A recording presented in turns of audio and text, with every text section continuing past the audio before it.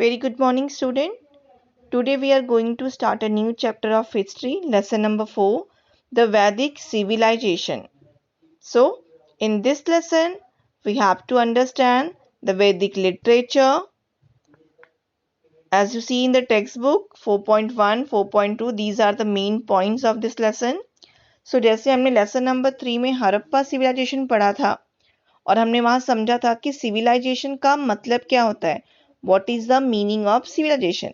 तो जैसे Harappa civilisation develop हुई थी वैसे ही वैदिक सिविलाइजेशन क्या होती है वो हम लोग इस लेसन में पढ़ने वाले हैं। ओके,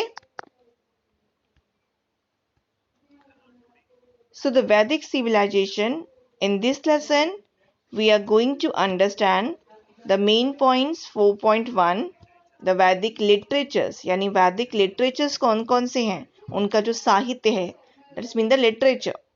4.2, उनका फैमिली सिस्टम क्या था, उनकी डे टू डे लाइफ क्या थी, लाइफ में वो लोग एग्रीकल्चर, उनकी एनिमल हस्बेंड्री, उनकी इकोनॉमिक लाइफ और the most important their social life we have to discuss. Then 4.4, religious ideas, उनकी जो कल्चर था, जो रिलीजन मतलब जानते हो धर्म होता है, तो उनके जो धार्मिक आइडियाज थे वो क्या थे। एंड 4.5, पॉलिटिकल सिस्टम, उनके पॉलिटिकल सिस्टम यानी वो उनका राज्य, राजा, उनकी बाकी सारी चीज़ें कैसे चलता था, शासन व्यवस्था, that is included in political system. So we will start with the Vedic literature. So the civilization that is based on Vedic literature is known as the Vedic civilization. वो civilization जो वैदिक लिटरेचर पे base करती है उसे हम कहते हैं वैदिक civilization. The Vedas are considered to be our earliest literature. Vedas को हमारा सबसे पहला लिटरेचर कहा जाता है। देखो जैसा कि आपको इस वीडियो में दिखाई पड़ रहा है, ये इंपॉर्टेंट पॉइंट है जो आपको याद रखने हैं।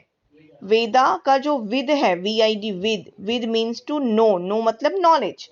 सो the term Veda derive from विद, it means knowledge. So the civilization that is based on Vedic literature is known as Vedic civilization, and that is composed by sage or rishi, and it is in Sanskrit language. So the Vedic text also known as Samhita. Okay, आपको ये ध्यान रखना है कि with या knowledge इस शब्द से वेदास निकला, और इस सिविलाइजेशन को क्योंकि ये लिटरेचर वैदिक लिटरेचर पे डिपेंड था इसीलिए हम इसे क्या कहते हैं, वैदिक सिविलाइजेशन। वैदिक सिविलाइजेशन में ये हमारा अर्लीस्ट लिटरेचर कहलाता है, यानी सबसे शुरुआत के जो साहित्य लिखे गए उसमें सबसे पहले साहित्य का दर्जा जो है वो वेदास को मिलता है। They are our first starting earliest literatures. The Vedas are composed by many sages or rishis. इसे किसने कंपोज किया था, बहुत सारे ऋषि ने, सेज मतलब साधु संतों ने। And some Vedic hymns are compose by womens, और उसमें आप जानते हो कि वैदिक सिविलाइजेशन में लेडीज को भी बहुत इम्पोर्टेंट था। सो जो लेडीज थी उन लोगों में से ही बहुत सारी जो स्कॉलर्स लेडीज थी उन लोगों ने वैदिक सिविलाइजेशन में बहुत सारे उसके ह्यूमंस यानी उनकी बहुत सारी पोइट्री कंपोजिशंस दिए हैं। वैदिक लिटरेचर संस्कृत में है, and Vedic literature is very rich and diverse, उसमें आपको बहुत सारी डाइवर्सिटीज दिखाई पड़ेगी। It is very rich. The Rigveda is considered to be the first text and it is in the form of verses. So आपको ये सारे पॉइंट जो सामने आपके लिखे हुए हैं आपको याद रखने हैं। ओके, एक बार हम रिपीट करते हैं। विद means to know, and the term Veda derived from Ved, that is mean knowledge. So the civilization that is based on Vedic literature is known as Vedic civilization. Vedic civilization ऋषिस ने, sages ने compose किया था और वो Sanskrit language में है। The Vedic text also known as Samhita. इसके जो टेक्स्ट हैं उसे हम संहिता भी कहते हैं, and the Vedas are also called as Shruti. Okay, तो ये चीजें आपको याद रखनी है कि Veda have been preserved through the oral tradition. The Vedas are also called as Shruti. अब हम एक एक करके जो हमारे 4 वेदास हैं उनके बारे में नॉलेज लेने वाले हैं कि कौन से 4 वेदास हैं।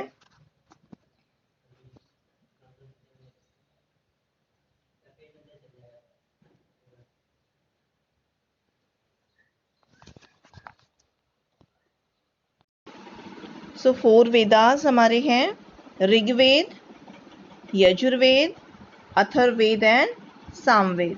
तो 1 बाय 1 हम इनके बारे में नॉलेज लेने वाले हैं, समझने वाले हैं। ऋग्वेदा, यजुर्वेदा, अथर्ववेदा एंड सामवेदा, जिसमें ऋग्वेद संहिता हम पहले पढ़ेंगे। So Rigveda Samhita, each verses of the Veda is known as the richa. उसके हर वर्सेस को हम ऋचा बोलते हैं, यानी उसके जो पोएटिक कंपोजिशंस हैं वेदास की, उसको हम ऋचा कहते हैं। The Veda consist of Richa is called Rigveda. ऋचा means a verse compose to praise a deity. अब देखो ऋग्वेदा में अगर आप देखोगे तो ऋग्वेद में जो डाइटीज है, हमारे जो गॉड गॉडेस हैं, उनको प्रेज किया गया है, यानी उनकी प्रशंसा की गई है। सो ऋग्वेद जो है उसके हर वर्सेस को हम ऋचा कहते हैं। And the Veda consist of Richa is called the Rigveda.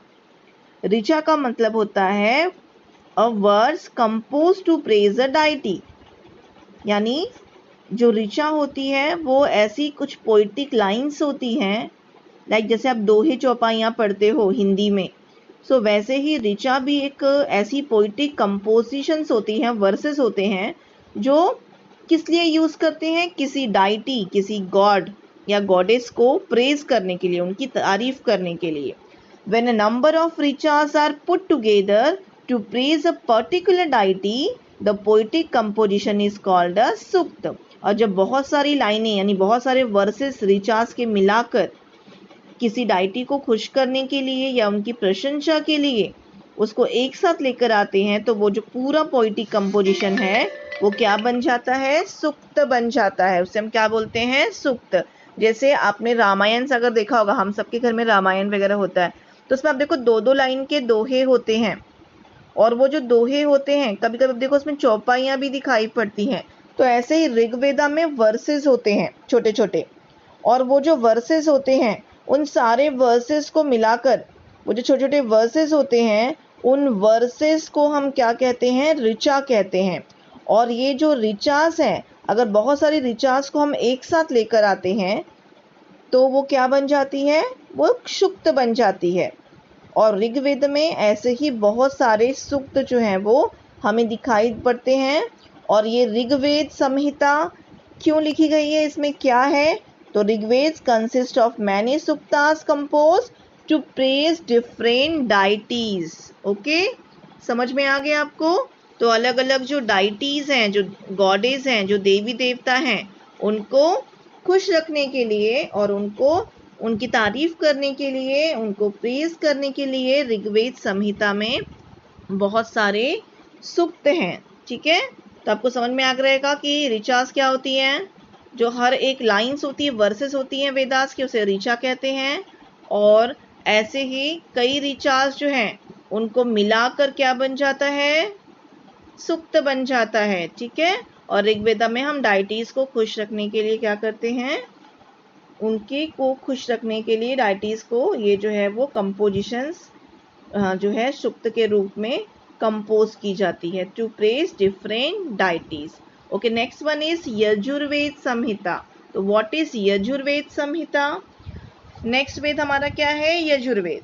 Yajurveda क्या होता है, द यजुर्वेद कंटेन मंत्र अटर ड्यूरिंग अ याजना। याजना का मतलब क्या होता है, आप देखो पुराने समय में जो ऋषि वगैरह हुआ करते थे वो यज्ञ किया करते थे, तो दैट यज्ञ इज कॉल्ड द याजना। तो याजना टाइम पे वो बहुत सारे मंत्र बोलते थे। सो द यजुर्वेद कंटेन्स मंत्र अटर ड्यूरिंग अ याजना। तो याजना में बोले जाने वाले जो मंत्र हैं वो सारा कलेक्शन कहाँ होता है, यजुर्वेद संहिता में है। Yajurveda provide guidance about how and when the different mantra must be chanted during yajna rites. जब याजना की जाती है यानी यज्ञ किए जाते हैं तो अलग अलग टाइम पे, यानी यजुर्वेदा हमें गाइडेंस देता है कि कौन कौन से डिफरेंट मंत्र हैं जो डिफरेंट याजना राइट्स के टाइम पे यूज किए जाते हैं। This texts include the verses और poetic incantations and their explanation in prose. Poetic incantations क्या होता है? जैसे आपने अभी पढ़ा ऋग्वेदा में ऋचास, तो वैसे यहाँ पे पोइटिक जो है incantations होता है, और ये incantations क्या होता है? उसको वर्सेस के रूप में, पोइटिक कंपोजिशंस के रूप में बताया है यजुर्वेदा में, और उसका एक्सप्लेनेशन भी दिया हुआ है. सो आपको इन शॉर्ट क्या समझना है? यजुर्वेद संहिता क्या है? याजना के टाइम पे अलग अलग याजना के टाइम पे डिफरेंट टाइप्स के जो मंत्र बोले जाते हैं, वो मंत्र के बारे में पूरा जो गाइडेंस है कि how and when the different mantra must be chanted during yajna rites was included in Yajurveda Samhita. Okay, तो आपको यजुर्वेद संहिता समझ में आगे रहेगी. अब हम इसके बाद पढ़ने वाले हैं सामवेद संहिता. तो what is Samaveda Samhita?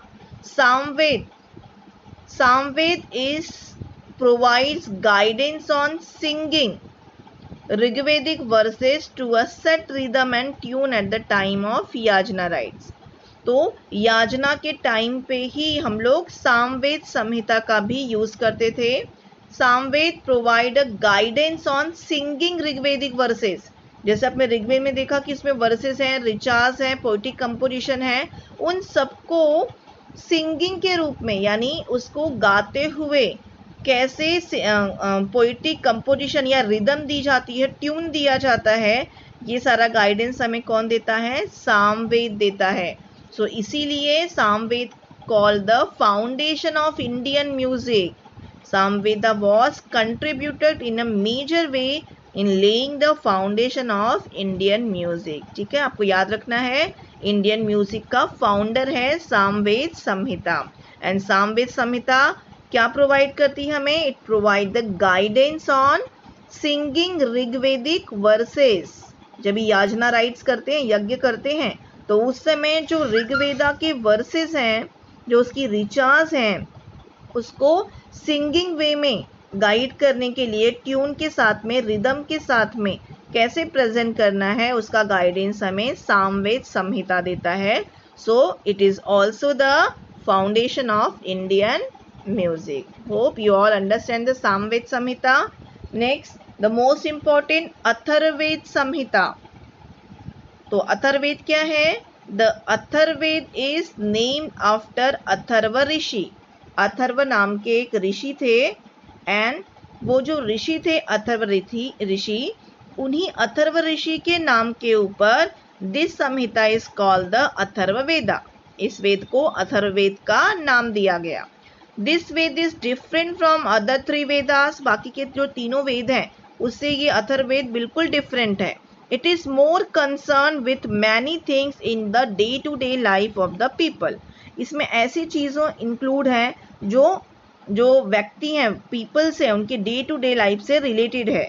It include solution to advertising of disease. जैसे में बहुत सारी बीमारियां होती हैं, तो वो सारी बीमारियों का सॉल्यूशन है इसके अंदर. It also provide information about medical herbs.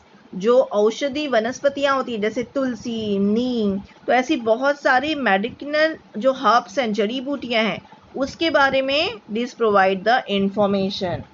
The Atharvaveda provide guidance to a king about the way he should administer his kingdom. न केवल मेडिकल प्लांट्स हैं उनके बारे में, डिसीज के बारे में हमें अथर्ववेदा बताता है, बल्कि अथर्ववेदा में ये भी बताया हुआ है कि एक राजा जो होता है, जो किंग होता है, उसे कैसे which way he should administer his kingdom, उसको अपना राज्य कैसे करना चाहिए, वो भी अथर्ववेदा में बताया गया है. ओके, तो आप hope you all understand the 4 Vedas, Rigveda, Yajurveda, Samaveda and Atharvaveda. अब हम पढ़ने वाले हैं ब्राह्मण टेक्स्ट. ओके स्टूडेंट, तो आपको समझ में आ गया रहेगा कि ये अलग अलग संहिता क्या है. ओके, फिर से आपको एक शॉर्ट में बता दूं कि संहिता जो है, संहिता वर्ड, संहिता क्यों कहते हैं उसे? क्योंकि संहिता जो है, जो वैदिक टेक्स्ट होता है, जो लिखा हुआ रिटन पोर्शन है, जो रिटन टेक्स्ट है वैदिक, उसे हम संहिता कहते हैं. तो इसीलिए ऋग्वेद जो 4 वेदास हैं उनके आगे हम संहिता का यूज़ करते हैं. तो आप सभी को ये चारों संहिता समझ में आ गई होंगी. अब हमें देखना है कि ब्राह्मण टेक्स्ट, इसके अलावा the Brahmana text, Aranyaka and Upanishad were written after the composition of the Samhitas, they are also included in Vedic literature. वैदिक लिटरेचर में इन चारों वेदास के अलावा भी ब्राह्मण टेक्स्ट, अरण्यक और उपनिषद, इनको भी इंक्लूड किया जाता है और इन सबको मिला के हम कहते हैं वैदिक लिटरेचर। पहले 4 वेदास लिखे गए और 4 वेदास का कंपोजिशन होने के बाद ब्राह्मण टेक्स्ट, अरण्यक एंड उपनिषद आए। तो हम इनके बारे में भी शॉर्ट में जानकारी लेंगे कि ब्राह्मण टेक्स्ट क्या है, अरण्यक क्या है एंड उपनिषद क्या है। तो पहले हम देखने वाले हैं कि ब्राह्मण टेक्स्ट क्या है। सो ब्राह्मण text they were composed to provide guidance on using वैदिक मंत्र इन याजना रिचुअल्स। जब याजना रिचुअल्स करते यानी जब यज्ञ करते थे तो उस समय कौन से वैदिक मंत्र जो है वो उच्चारण करते थे, उसका गाइडेंस हमें ब्राह्मण टेक्स्ट देता है। And each Vedas had independent text called Brahmanas. ठीक है, ब्राह्मण्स जो है हर वेदास का अपना एक अलग अलग इंडिपेंडेंट टेक्स्ट है जिसे हम ब्राह्मण्स कहते हैं। ओके, तो ब्राह्मण टेक्स्ट आपको समझ में आ जाएगा। जैसे यजुर्वेदा में हमने सीखा था कि यजुर्वेदा क्या होता है, इसमें हम लोग याजना राइट्स के टाइम पे मंत्र जो है वो कौन से और कब यूज़ करेंगे वो है। और ब्राह्मण टेक्स्ट क्या है, it is similar to Yajurveda. कैसे, they were compose to provide, ये क्या करता है ब्राह्मण्स, ये हमें गाइडेंस करता है कि वैदिक मंत्र जो याजना रिचुअल्स होती हैं उसके टाइम पे वैदिक मंत्र जो है वो कौन से बोलने हैं। But it is different from Yajurveda, क्योंकि ये अलग अलग जो वेद संहिता है, इन चारों वेद के अपने अलग अलग ब्राह्मण टेक्स्ट हैं जो उन्हें ये गाइडेंस करते हैं कि कैसे वैदिक मंत्र याजना रिचुअल्स में कंपोज करने हैं। ठीक है, तो आपको समझ में आ गया रहेगा Brahmana text. And now we are going to understand the Aranyak.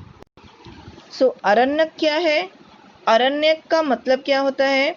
Aranyak consist of the reflections और thoughts expressed after meditating with deep concentration in forest और वाइल्डरनेस। देखो, पुराने ज़माने में जो ऋषिज वगैरह होते थे वो क्या करते थे, तपस्या करने के लिए क्या करते थे, वो मेडिटेशन के लिए जंगलों में चले जाया करते थे। तो जंगल, फॉरेस्ट, इसे हम अरण्य भी कहते हैं। वो क्या करते थे, जंगलों में जाके वहाँ पर एकांत में मेडिटेशन करते थे। और आफ्टर दैट मेडिटेशन जो डीप कंसंट्रेशन के बाद में जो नॉलेज उन्हें मिलती थी, उस नॉलेज का जो रिफ्लेक्शन ऑफ थॉट्स है, it is expressed after meditation with deep concentration in forest is called the Aranyaka. उसी का इंक्लूडेशन किस में किया हुआ है, अरण्यक में किया हुआ है। तो the Aranyaka are concern with accurate performance of yajna rites. Okay, तो अरण्यक के बाद उपनिषद। उपनिषद क्या होते हैं, उपनिषद का जो टर्म उपनिषद है, it is indicate knowledge acquired by sitting at the feet of the teacher. यानी जो अपनी टीचर के, आप जानते हो कि पुराने समय में गुरुकुल हुआ करते थे जहाँ सारे बच्चे जो हैं वो अपने गुरु जो है वो पेड़ के नीचे बैठते थे और उनके पास में बैठ के, यानी उनकी फीट के पास में, उनके पैरों के पास में बैठ के वो नॉलेज एक्वायर करते थे। So the Upanishad term is indicate the knowledge acquired by sitting at the feet of the teacher. Human being have always wonder about event like life and death. हम आज भी, पुराने समय नहीं बल्कि आज भी हम सोचते हैं कि लाइफ, डेथ, ऐसी बहुत सारी चीज़ें हैं जिसके बारे में हम सोचते हैं और हमें समझ में नहीं आता कि उसके आंसर हम कहाँ से फाइंड आउट करें। So the Upanishad discuss serious and profound issues. ऐसे इश्यूज पे जो है वो उपनिषद में डिस्कशन किया हुआ है। So student, the 4 Vedas, Brahmanas, Aranyaka and the Upanishad were composed over a period of 1500 years। इतने साल पहले ये सारे जो हैं वो कंपोज किए गए थे। Okay, and during this long period the Vedic civilisation underwent many changes. और आज 1500 ईयर्स से लेकर आज तक इतने लंबे के बीच में, तो इतना टाइम बीत चुका है। The Vedic civilisation underwent many changes, में बहुत सारे चेंजेस आ गए हैं। The Vedic literature is an important source for the study of those changes and of the day-to-day life in the Vedic period. So Vedic literature एक important source है study करने के लिए उस टाइम के बारे में, और साथ ही साथ जो हमारी डे टू डे लाइफ में चेंजेस आ गए हैं, कौन से चेंजेस, वैदिक पीरियड की सोशल लाइफ और आज की लाइफ, उसके बारे में भी हमें वैदिक लिटरेचर से बहुत सारी जानकारी मिलती है.